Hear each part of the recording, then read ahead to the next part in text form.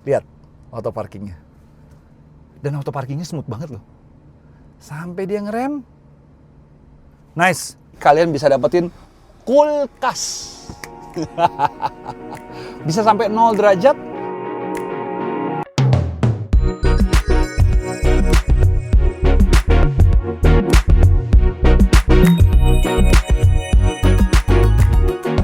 BMW punya X1, X2, X3, X4, X5, X6, X7, tapi nggak punya X9. Xpeng punya X9. Depan gue ini adalah Xpeng X9 full size MPV saingannya Denza, tapi lebih canggih. Canggihnya kayak gimana? Yuk kita lihat.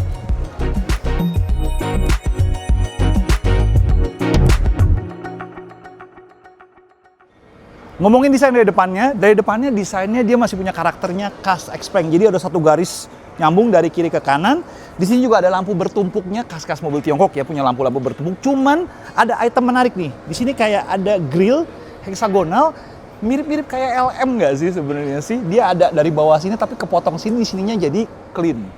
Overallnya mobilnya jadi kelihatan lebih kecil daripada seharusnya. Apalagi kalau kalian lihat dari sampingnya. Mobilnya sebenarnya gede banget. Nah, kalian lihat profil sampingnya 5,29 meter. Tapi itu agak tersamarkan dengan atap bagian belakangnya yang dia sloping, turun gitu. Jadi nggak terlalu boxy banget kayak mobil-mobil di kelasnya dia. Sehingga overall impresinya mobilnya kelihatan kayak lebih pendek dan lebih pepet gitu loh. Padahal aslinya ini lebih panjang daripada Denza. Untuk bannya sendiri dia sudah pakai 20 inci, pakai ukuran 235/50 dan kerennya udah pakai Michelin e-Primacy. Gila, ban ini high performance tapi buat EV.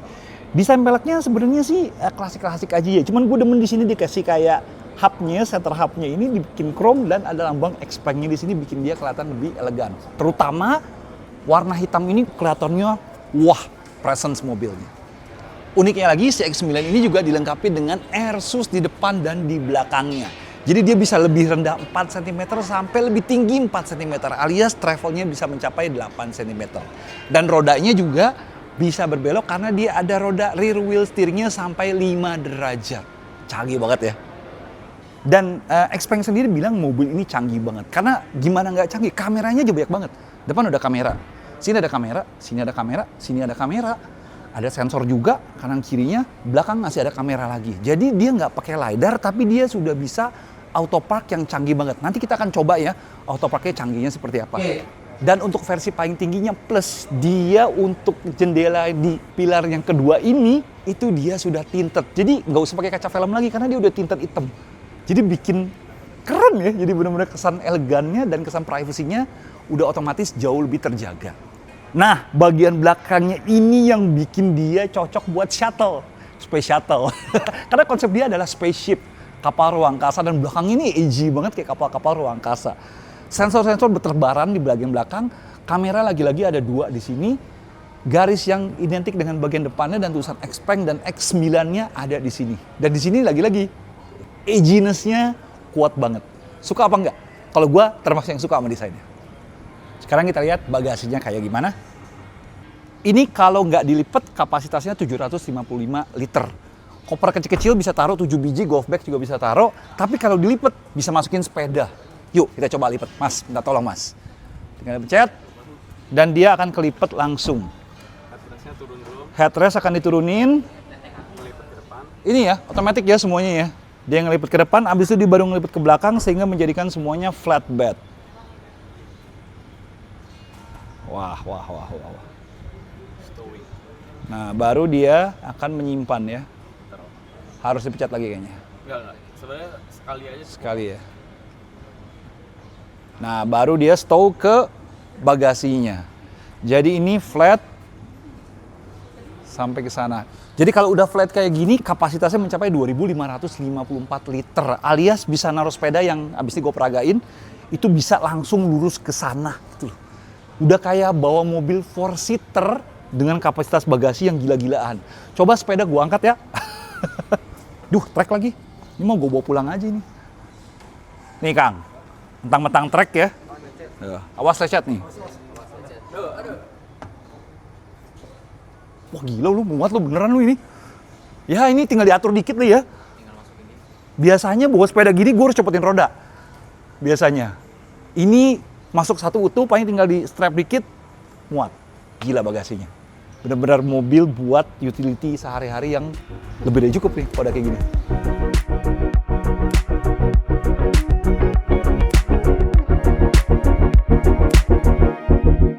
Gue udah pakai kemeja, kurang token aja nih. Udah cocok belum jadi bos? Kita langsung bahas baris keduanya. Karena mobil-mobil kayak gini biasanya akan dilihat di baris keduanya. Dan gue berani bilang, baris keduanya wow banget. Secara build quality, kalau kalian bandingkan ini dengan Denza, hampir mirip. Tapi dia tampil lebih elegan, Denza tampil lebih kinclong, lebih ngejreng, banyak chrome-nya, banyak elemen-elemennya. Tapi kalau bandingkan ini dengan Zeekr 009 yang pernah gue review juga, 009 masih punya build quality yang lebih bagus dan pemilihan material yang lebih bagus. Jadi ini kayak di tengah-tengah antara Zeekr dan Denza. Lebih tinggi tentunya. Dan desainnya clean. Tombol-tombol juga tertata rapi. Kursi sudah zero gravity, jadi kursinya bisa direbahkan seperti ini. Jadi kalian bisa tidur dengan enak banget.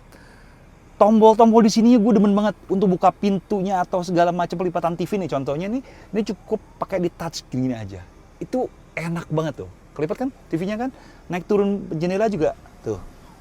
Kesan elegannya tuh masuk banget, biarpun sayangnya blind-nya masih manual ya, nggak electronic blind. Dan gilanya di tengah sini adalah bukan legroom-nya aja, tapi kalian bisa dapetin kulkas. Bisa sampai 0 derajat, kulkasnya bisa menampung 6 botol, apa 8 botol? 6 botol kalau nggak salah deh. 6 botol kalau nggak salah. Ini ukuran segede-gede gini. Tuh. Ya. Kalian bisa nampung di sini, bisa taruh sini. Oh nggak, bisa 8 dong. Bisa 8 ini. Bisa 8 botol model-model kayak begini. Itu bisa kalian buka tutup hanya dengan sentuhan seperti ini dan kalian bisa atur temperaturnya dari sini, dari 0 derajat sampai beberapa derajat. Kalau nggak salah juga tadi tak baca di presentasinya, ini juga bisa voice command untuk mengatur suhunya si kulkasnya ini. Di tengah sininya juga masih ada tombol-tombol pengaturan AC-nya segala macamnya. Masih dapat meja juga. Nah ini baru nih eksekutif, biarpun menurut gue ya meja ini agak generik dengan beberapa model lainnya. Asli loh, ini kayaknya emang di Cina ada produsen meja kayak begini nih, sumpah nih. Mirip banget. Speaker, pengaturan-pengaturannya sini juga nih tombol-tombolnya masih elektrik semua. Speakernya 23 speaker. Susah banget deh ngapalinnya, sumpah. Dan kursinya kayak begini. Ini tuh, ini cup holdernya. Di sini masing-masing kursi dia ada wireless charging 50 watt.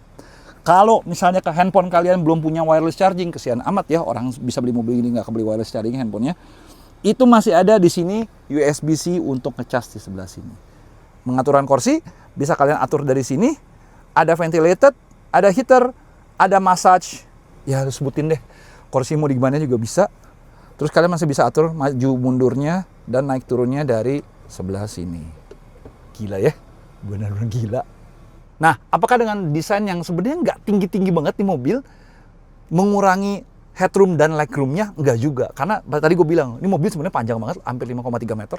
Legroom luar biasa. Asik tuh, ini bisa gue majuin. Terus headroom gue masih cukup. Di atas ini juga AC-nya dia nggak tipe yang ngeblower langsung gitu. Tapi dia banyak titik-titik gitu, banyak katanya 2000 titik gitu. Jadi dia diffuse, jadi kayak shower gitu loh jadinya di sini. Di sini masih ada TV 21 inci yang bisa kalian buka dari sini. Tentu saja sudah touchscreen dan bisa streaming segala macam di sini biar nggak bosan waktu di perjalanan.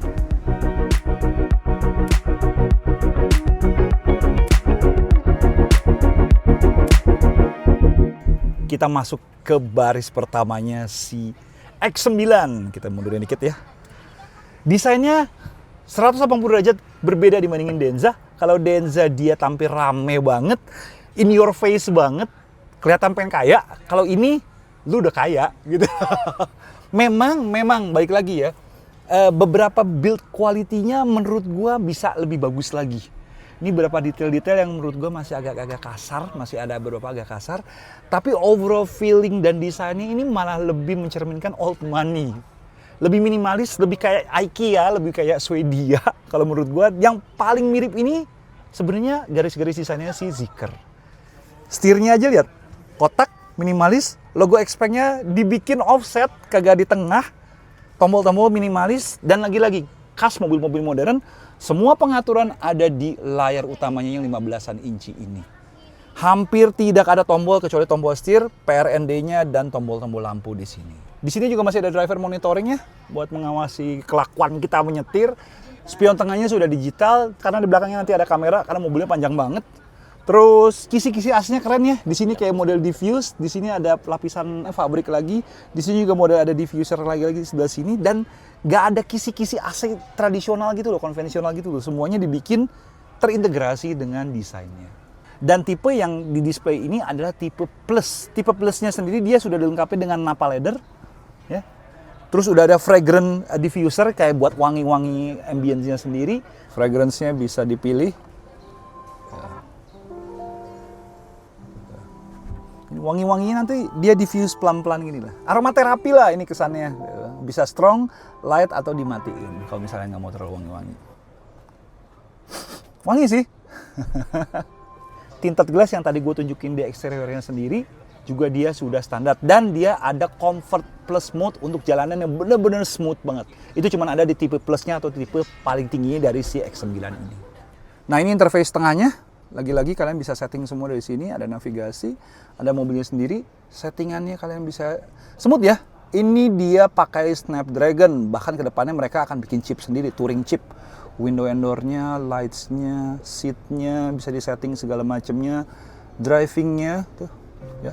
Ini juga bisa disetting, power steering, brake pedalnya, suspension-nya, regulation stiffness-nya juga bisa disetel, real time VR, driver assistance-nya segala macam, active safety driving dan parkingnya kalian bisa setting dari sini. Terlalu banyak gua sisain ntar buat pas kita pinjam mobilnya untuk explore ini lebih lanjut ya.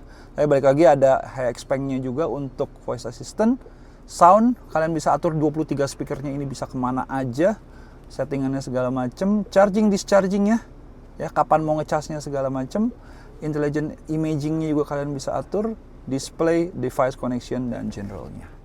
Sadis memang mobil-mobil zaman sekarang.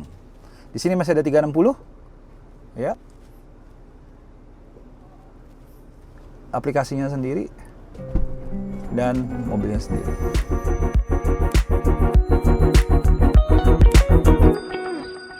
Untuk Xpeng X9 ini dia memakai motor listrik 315 HP. Torsinya sendiri 450 Nm dipadukan dengan baterai 94,8 atau 101,5 kWh. Range-nya sendiri lumayan banget ya, 610 sampai 702 km menurut CLTC atau 480 sampai 575 km menurut WLTP. Penggeraknya sendiri kalau di Tiongkok ada yang AWD, ada yang front wheel drive.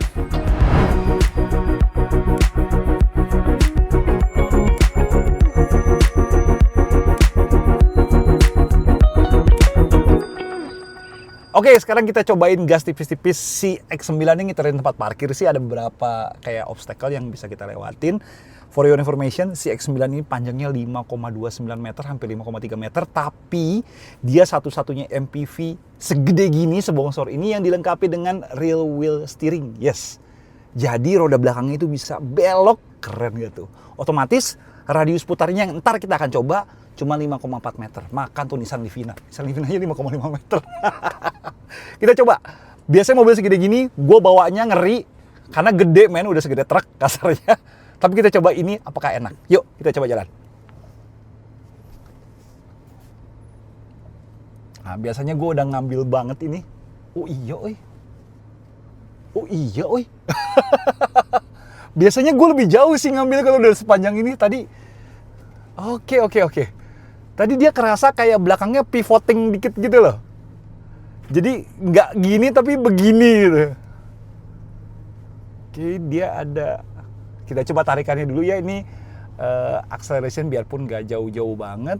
Kita dari lurus.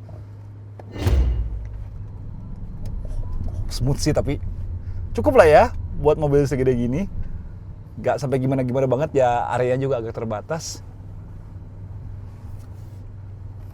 Ini radius putarnya sih keren banget, sumpah. Dan kita coba speed bump sekarang. Oke. Ya, dia kerasa ya. Bantingannya ngeredam banget, bodinya dia mainnya cuma dikit banget. Oke. Nah, di sini kita akan coba MPV 5,3 meter slalom. Gokil nggak sih? elemen putaran setirnya lebih banyak. Ya. Gokil loh itu asli. Ini asli gila, bener-bener gila.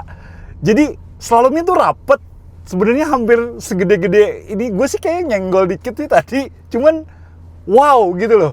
Buat mobil segede gini, wow banget. Nah, tapi di sesi ini juga kita sekarang mau lihat auto parkingnya si Xpeng. Auto parking mereka tuh berbeda ya. Canggih. Kita kondisi seperti ini kita R. Gila nggak? Gilanya ya. Mereka punya kamera di sekeliling mobil. Jadi mereka akan ngasih unjuk slot-slot parkir yang tersedia. Padahal slot-slot parkirnya itu cuman garis-garis doang dengan pembatas. Jadi di layar itu langsung kelihatan slot parkir mana yang mau gue pilih. Coba gue mau pilih yang di samping gue tepat ini. Ya, di sini tinggal pencet start auto park. Gue lepas rem. Dan mobil ini akan parking sendiri. Itu buat kalian yang bawa aja. Buat bawa mobil kayak gini ya. Gimana ya? MPV itu biasanya kalian pakai untuk disupirin. Cuman kalau bawa mobil segede ini dengan fitur seperti ini, sah-sah aja kalau kalian mau nyetir sendiri. Mobilnya masih asik dan nyaman dikendarain di tengah hektiknya Jakarta. Lihat auto parkingnya. Dan auto parkingnya smooth banget loh. Sampai dia ngerem. Nice, sangat smooth.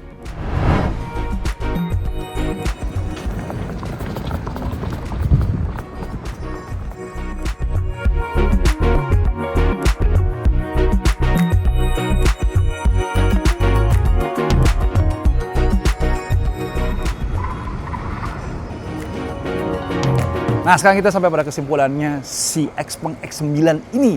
Kesimpulannya seperti apa? Kesimpulannya ini menawarkan sesuatu yang berbeda kali ini ya Xpeng-nya. Dia menawarkan paket yang lebih elegan, paket yang lebih quiet luxury ibaratnya dibandingin rival-rivalnya yang ada di pasaran saat ini. Dia juga punya teknologi yang beberapa yang menurut gue cuma ada di Xpeng sendiri. Auto parkingnya itu beda banget dibandingin sama teknologi yang ada di Indonesia saat ini. Itu bisa jadi plus point buat dia. Tapi balik lagi, di kelas ini harga juga masih jadi perhatian utama. Berapa harganya? Harganya waktu ini di launching katanya dengar-dengar bakal dipepetin ke rivalnya yaitu si Denza. Kalau menurut kalian, kalau harganya sama atau 11-12 sama Denza, kalian pilih ini atau Denza D9? Tulis di komen ya. Oke, mungkin sekian kesimpulannya. Thank you udah nonton video ini. Kalau kalian suka video ini, klik like, saran, subscribe, dan jangan lupa tekan tombol lonceng untuk tahu video-video terbaru dari Autonet Max. Audi sign off. Thank you udah nonton. Bye-bye.